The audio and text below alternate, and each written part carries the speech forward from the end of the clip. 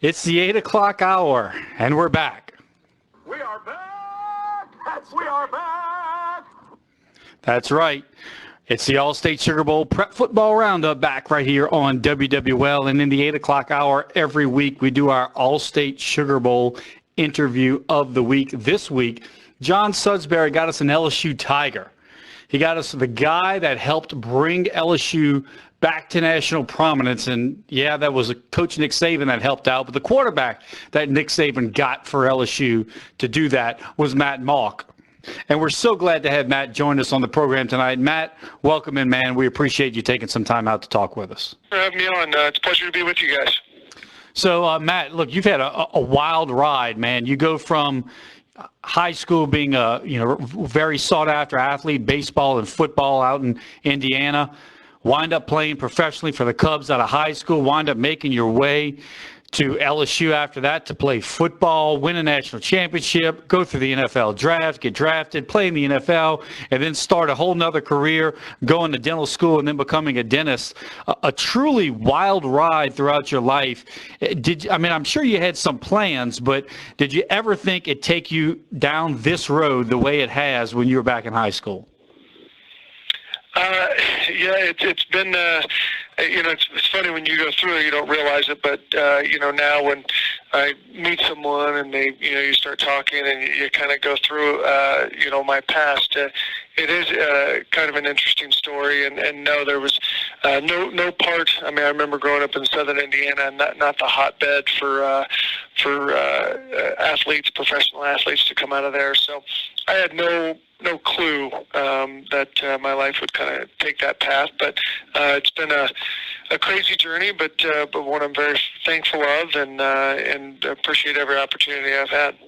So, Matt, coming out of high school, as we said, you elected to go the baseball route and played in professional baseball for the Cubs, but you wound up making your way to South Louisiana, playing for the Tigers. And, the way I read it is you actually wound up coming to LSU, I'll use the term sight unseen. These days, athletes in particular, they go on all these recruiting trips and make these visits. Even kids who aren't going to go to college to play any type of college athletics, they take visits at the various universities, but you kind of did it sight unseen and just kind of went all in and said, look, I hadn't really been there, but I'm just going to take a gamble and come down to Louisiana and see how it works out. Without a doubt, and they took a gamble on me too, honestly. So I think it worked out pretty well for both of us. But I did come down one time just to meet. I was here for 24 hours basically, just to see what Baton Rouge was like. I tell people I don't know if it was the best recruiting trip ever. I think it was 100 degrees and like a 90% humidity.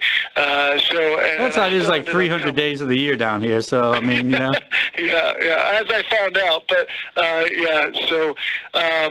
but I was coming from minor league baseball in Arizona, so it wasn't all that much different. But the humidity was definitely a real deal. So come down to LSU and let's kind of go through redshirt freshman season. You're sitting as a backup quarterback. LSU makes it to the SEC championship game, and that game, actually, my story is I was in law school at LSU at that time, and one of my buddies, Jay Hurd, decides the night before the game, hey, man, let's go drive to Atlanta. So we actually pack up at about 10 o'clock at night, drive through the night, go to Atlanta, watch the SEC championship game. That game, you come off the bench and actually become the MVP, leading the Tigers to a victory over then number 2 Tennessee. Great experience that, and then you just kind of keep that momentum going, a little injury, but then come back junior year. At that time, set the LSU record for passing touchdowns, go back, beat Georgia in the SEC championship, and then here we go, the Sugar Bowl, man. Take us through that and that wave of emotions leading up to that and finally being part of that group, part of that team that brings LSU its first national championship since '58.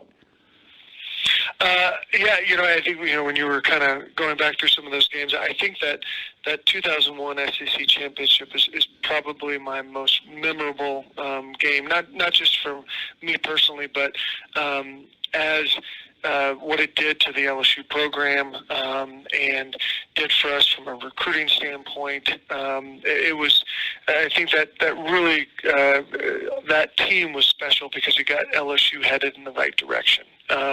Moving forward. So that's to this day, even more than national championship, that's probably the game that I look back on with the most fondest memories. The national championship game was great in itself, only because I think LSU fans had been wanting this for so long. I think that game was great for us as players, but it was more for the people of Louisiana and just what they had kind of gone through and how they stayed loyal and still thought LSU was the greatest thing ever, even though we went through some pretty rough tenures.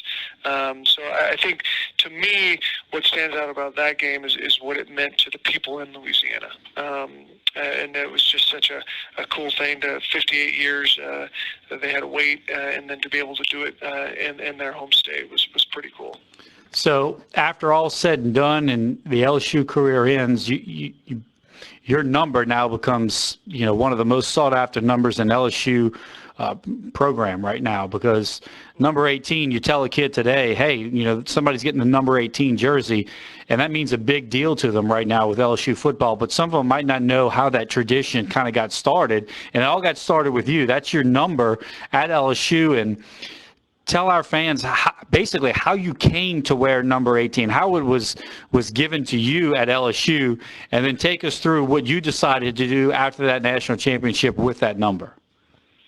Yeah, basically the 18 was just given to me. I didn't get a choice necessarily. So, I wasn't a five-star recruit or Walker Howard or any of those guys. So they basically just said, here you go. You're lucky to get a jersey type of thing. So, and it's funny, I remember when I got 18, Jack Marucci and I we're very close, and even super close to this day. And I remember him talking to me. He goes, "Oh, 18." He goes, "I don't know." He goes, "That just seems a little boxy." What he said to me. So anyway, I think part of it was that I was a little older, and I became extremely close with Greg Stringfellow, Michael Bonnet, Jack Marucci, Tommy Moffitt, a lot of those guys, and we just had. It was just such a cool thing, not only for the fans, but for the people that were in that program, what we were able to do in that 4 years. And so it was actually, we were sitting around in Greg Stringfellow's office and just, jokingly, it was Greg, me, Michael Bonnet, and Jack Marucci, and I just said, "Hey guys," I said, "Who's getting 18?" And they were like, they said, "Jacob Hester." And I said, "You got to be kidding me." I said, "An evangel guy?" I said, he can't have 18. I said, "He's going to be soft." Oh. So it came out kind of as a joke, and I said, "All right." I said, and all three of them were like, "No. Jacob's awesome. You're going to love Jacob. He's the perfect guy to take that over." And so, and I kind of gave Jacob a hard time about it, and it just kind of spawned from that. Basically, it just ended up, to Jacob's credit, I think he was hard worker like I was, cared about school, and just cared about LSU, cared about being a Tiger and doing things the right way. And so it kind of took a life of its own. And then when Jacob was getting done, he and I kind of said, "All right, what are we going to do?" And so it was Jacob, me, Greg, Michael, and Jack kind of got together, and we kind of handpicked the next guy to get 18. And then to Greg's credit, Michael and Jack's credit, they kind of really kind of got that tradition going and didn't let it die. And it's become an extremely cool thing, and something like just what you said. Players have really, it means a lot to them to get that, because you've kind of done it the right way. So Jacob and I can still claim that we're the only 4-year 18 wearers. So that's true, so, right? You had it for 4, and then he passed it on, and he's the only other one that had it for 4, and that's definitely an honor. And like you said, you did it the right way, and that's what it symbolizes. All those guys in the program that have a chance to wear it throughout their career. Yep. So I appreciate all the coaches kind of continuing on, because I do think it becomes kind of all those little traditions that kind of go around a program mean a lot, and I think that's one that, not just from me personally, but I think it's a really cool thing to have, and trying to give kids that deserve credit in the right way. I'm sure you, like many other kids, when you're young, you dream of being a professional athlete. You're able to accomplish that, but when all said and done, you wind up being a dentist. So was dentistry something that you were interested in? Did you ever think about it when you were younger? How'd you wind up making your way into that profession, and who, if anybody, guided you? Yeah, it was actually Brent Bankston. So Brent, who's been a long-time orthopedic surgeon, and he and I are extremely close.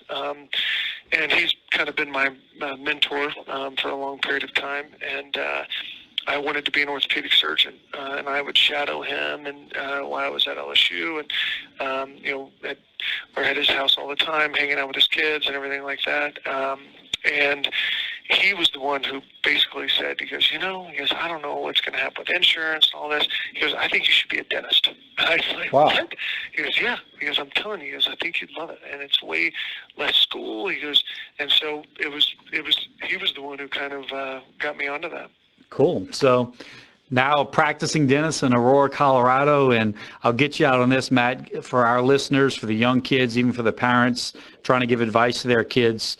Why don't you give our listeners a little insight, something about how throughout your basically playing days and now professional career, the lessons that you've learned, the things that you've taken from you to help you become successful in life, professionally, and just in life in general as you continue on?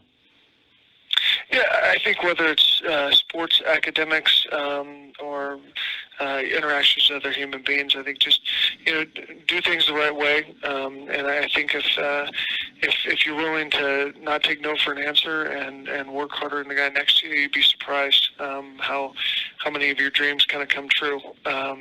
And I think this is one of my favorite sayings. I'm sure everybody's heard it, but it's amazing. The harder I work, the luckier I seem to become. And I think that's completely true. There you go, Matt. Look, man, some great words of wisdom for our listeners. Congratulations to everything, all your accomplishments throughout your life, what you're able to do now. And we really appreciate you spending time with us tonight and truly enjoyed it. Anytime. Go Tigers. There you go. Go Tigers. All right, we're going to take a break, and we'll be back with more right here on the All-State Sugar Bowl Prep Football Roundup on WWL.